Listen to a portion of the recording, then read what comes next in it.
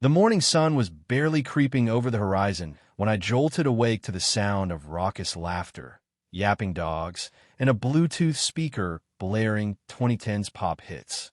It was a Tuesday in July 2024, and this wasn't your typical neighborhood racket. The noise was coming from my backyard, not the front porch or the public trail winding through Willow Creek, but the actual private backyard of my riverfront farm in Central Oregon. Mug of black coffee in hand, I shuffled outside, half expecting to shoo off a stray coyote or find my mutt, Rusty, chasing rabbits. Instead, my boots froze on the dew-soaked grass. A mob of at least 25 strangers had turned my land into a pop-up festival. Lawn chairs were scattered across the lawn. Kayaks bobbed on my private dock. Coolers sat smugly under my oak tree.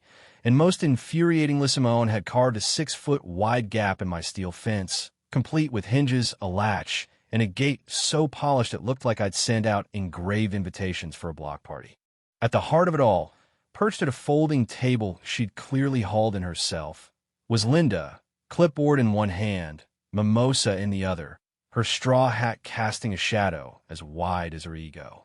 Before I could utter a word, Linda glanced up, flashed a saccharine smile, and chirped, "Relax, Tom. The neighborhood appreciates you opening up your river." I stood there, jaw clenched for a good 15 seconds, steam practically rising from my coffee. Linda was the kind of person who'd measure your mailbox with a ruler and email you if your hedges were a quarter-inch too tall. But this was a full-on invasion. My eyes scanned the scene to confirm I hadn't sleepwalked onto someone else's property. Nope, same old windmill, same dock I'd rebuilt after last year's flood, same row of cedar trees I'd planted when Rusty's predecessor passed. This was my farm, my sanctuary, now looking like a community picnic I'd never approved. I marched to the gate, inspecting the jagged cuts and amateur welds. This wasn't a prank, this was a calculated heist. "Linda," I said, voice steady but sharp, "what the hell is this?" She didn't flinch. "Community access, Tom. We voted on it at the last board meeting. Majority rules." I blinked, incredulous. "I'm not in your HOA. I bought this land before your subdivision even existed." She waved me off like I misquoted a recipe. "You're adjacent, so you're impacted. It's in the bylaws, Section 4, Paragraph 8. "No, it's not," I snapped. "I've read your bylaws. My farm's not part of your gated utopia." Linda sipped her mimosa, unfazed. "Property lines blur when it's for the greater good. You wouldn't want to rob kids of a river day, would you?" Just then, a kid in a life vest cannonballed off my dock, soaking my fishing rods. A dog trampled my tomato patch. Some guy dragged my canoe ashore like it was a rental. "This is private property," I said, louder now. "You're trespassing." Linda stood, suddenly the martyr. "Tom, don't ruin this. The river's for everyone. You've hogged it long enough. Think of the kids." I learned long ago that "think of the kids" is code for "I've already taken what's yours, so deal with it." I stormed inside, dialed the county sheriff, and filed a complaint. The dispatcher was polite, but warned it'd likely be deemed a civil matter unless property was damaged. By the time I returned, someone had raided my bait cooler for their sodas, and a shirtless dude was hammering a volleyball net into my fence post. Linda, meanwhile, was ushering more people through the gate like a tour guide at a theme park. I confronted her again, waving my deed and survey map. She laughed, actually laughed. "That's just paper, Tom. Community consensus trumps all." That's when it hit me. Linda wasn't clueless. She was orchestrating a land grab, cloaked in yoga leggings and HOA jargon. I demanded they leave. They didn't. One woman called me negative. Another said I had bad vibes.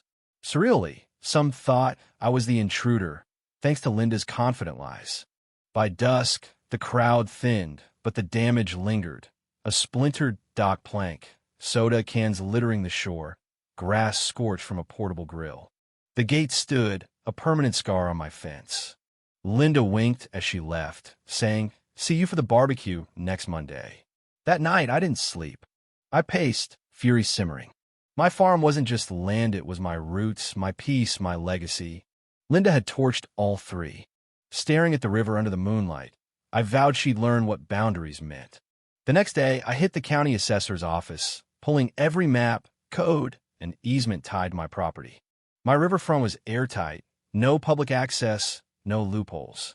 Linda's Section 4 was pure fiction. But I found something else, a sliver of land behind the HOA's community center, misfiled years ago, technically mine. I jotted it down. Linda, meanwhile, escalated. She posted photos of the river day on the HOA's social media, captioning them, "Thanks, Tom, for sharing." I commented that it was unauthorized, my post was deleted, and I was blocked. By Friday, she'd mailed flyers with a map labeling my gate as Community River Access, complete with parking tips for my driveway. That evening, 3 cars parked on my land, their owners strolling the shore like it was a public park. One waved, saying, "Love how open your place is." I was done playing defense. If Linda wanted a gate, I'd give her a wall tall, legal, and undeniable. I called up old construction buddies, guys I'd helped after wildfires, and offered cash for a rush job. They were in. The gate wouldn't be patched. It'd be buried behind 12 feet of brick and concrete, a fortress no HOA could breach. By Sunday night, the plan was set. At 11 p.m., a truck rolled up, headlights off, loaded with bricks.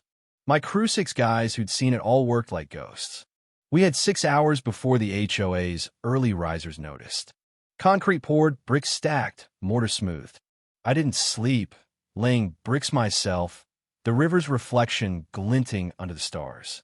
By 5 a.m., the wall loomed, a 12-foot monolith sealing the gate's memory. At 6:30 a.m., we finished, leaving 1 brick slightly askew as our signature.